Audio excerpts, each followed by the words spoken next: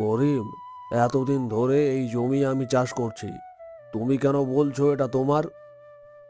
তুমি যে চাষ করছো সেটা মানি, কিন্তু আমি ফিরে এসে দেখলাম এটা আমার দাদার নামেই ছিল। তুমি হয়তো ভুলে গেছো। ভুল?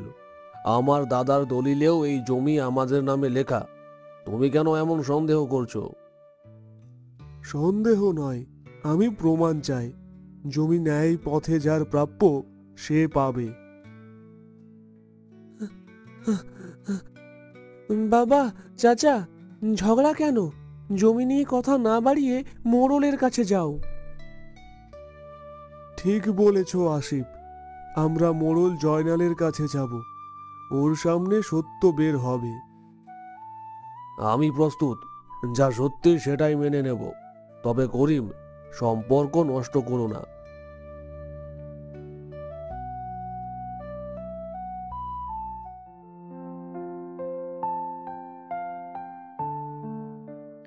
এত চুপচাপ কেন? করিম ভাই কিছু বলল? বলল, দলিল দেখানোর কথা বলছে, কিন্তু আমি জানি না কেন সে হঠাৎ এমন করলো। তোমাদের বন্ধুত্ব তো অনেক দিনের, এমন একটা বিষয়ে ঝগড়া ভালো দেখায় না। আমি ঠিক বলেছি, তবে করিমের এমন আচরণ অস্বাভাবিক লাগছে। কেউ করিম ভাইকে উস্কানি দিচ্ছে কিনা সেটা ভেবে দেখেছো? হতে পারে, আমি মোড়লের কথায় এগোবো, তবে প্রমাণ ছাড়া করিমের দাবি কোনো কাজে আসবে না।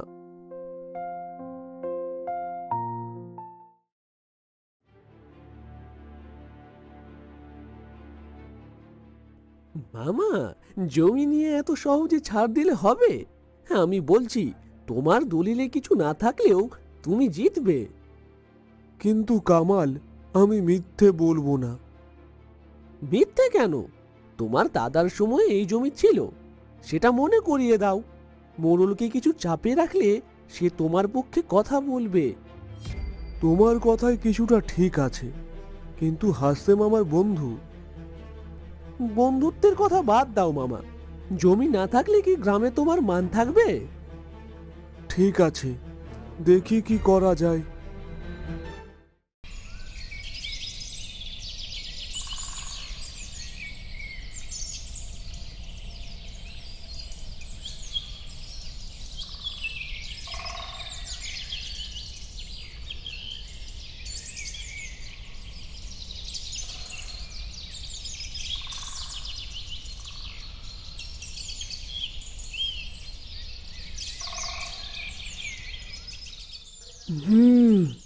হাশেমের দলিল স্পষ্ট, কিন্তু করিমের দলিলে তারিখের গরমিল আছে। তাহলে কি আমার দলিল অকার্যকর? মামা, আপনার স্মৃতি বলুন। জমি আপনার দাদার ছিল, আর আপনি তা পুনরুদ্ধার করাতে চাচ্ছেন। মোড়ল চাচা, এটা কি যথেষ্ট নয়? জয়নাল চাচা, প্রমাণ ছাড়া এভাবে বলা অন্যায়। কামাল গ্রামে নতুন এসেছে, তাকে এই ব্যাপারে কথা বলার অধিকার নেই। হাসেম চাচা, আমি নতুন হই বা পুরনো, সত্য বলার অধিকার সবার আছে। তুমি কম কথা বলো কামাল। জমি নিয়ে সঠিক সিদ্ধান্ত হবে দলিল অনুযায়ী। জয়নাল চাচা ঠিকই বলেছেন, বাইরে থেকে এসে গ্রামের ঝামেলা বাড়ানোর দরকার নেই। ঠিক আছে, তবে আমার পুরানো কিছু কাগজপত্র আছে, তা দেখাবো।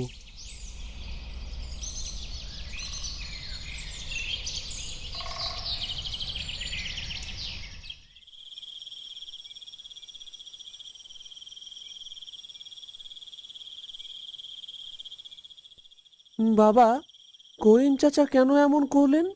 এতদিন তো তিনি এই জমি নিয়ে কিছু বলেননি। তোমার চাচা নিজে কিছু করছে না, তার ওই আত্মীয় কামাল সব কাণ্ড করছে। তাহলে কি করিম চাচা আমাদের বিপক্ষে গেলেন? হাসেম, আমি বলেছিলাম কেউ করিম ভাইকে ভুল বুঝিয়েছে, কামালই সেই কারণ। তোমরা ঠিকই বলেছ, তবে চাচার সঙ্গে সরাসরি কথা বলবো। জমি হারানো বড় কথা নয়, কিন্তু সম্পর্ক হারানো মেনে নিতে পারবো না।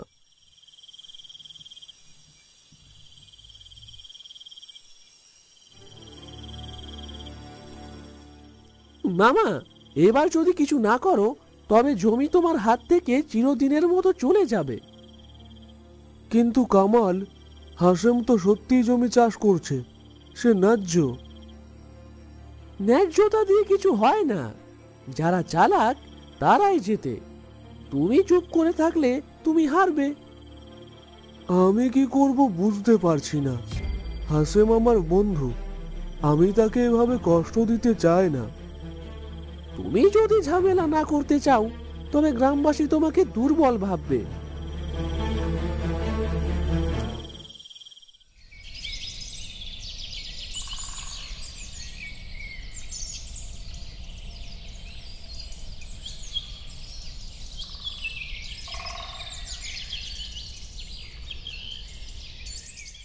করিম, তোমার নতুন দলিল কোথায়? দেখাও। নতুন দলিল? আমি তো আগেরটাই দেখিয়েছি। মামা, আপনি কেন চুপ করে আছেন? আপনার পক্ষে কথা বলুন। তুমি এত উত্তেজিত কেন? জমি কি তোমার? কামালের এত উৎসাহ সন্দেহজনক, সে নিশ্চয়ই কিছু লুকোচ্ছে। কামাল আমাকে ভুল পথে চালিয়েছে। হাসেম, আমাকে ক্ষমা করো। আমি তোমার মতো বন্ধু হারাতে চাই না।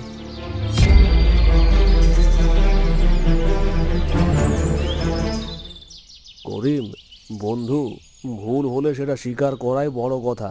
আমরা আবার আগের মতো হব। তুমি যা করেছো তা আমি ভুলতে পারবো না। কামালকে গ্রাম থেকে দূরে রাখবো। জমি তো পড়ে থাকবে করিম, আমরা না থাকলে এসবের দামই থাকবে না। তুমি ঠিকই বলেছো হাসেম, জমি নিয়ে এত ভাবা উচিত হয়নি।